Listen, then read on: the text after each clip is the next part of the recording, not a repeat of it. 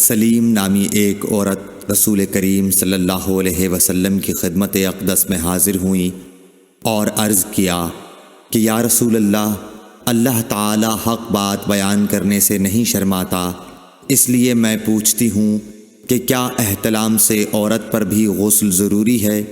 آپ صلی اللہ علیہ وسلم نے فرمایا کہ ہاں، جب عورت پانی دیکھ لے، یعنی کپڑے وغیرہ پر منی کا اثر معلوم ہو۔ تو یہ سن کر حضرت سلمہ رضی اللہ عنہا نے شرم کی وجہ سے اپنا چہرہ چھپا لیا اور کہا، یا رسول اللہ، کیا عورت کو بھی احتلام ہوتا ہے؟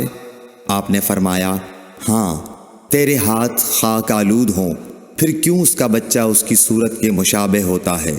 یعنی یہی اس کے احتلام کا ثبوت ہے۔ صحیح بخاری حدیث نمبر 130۔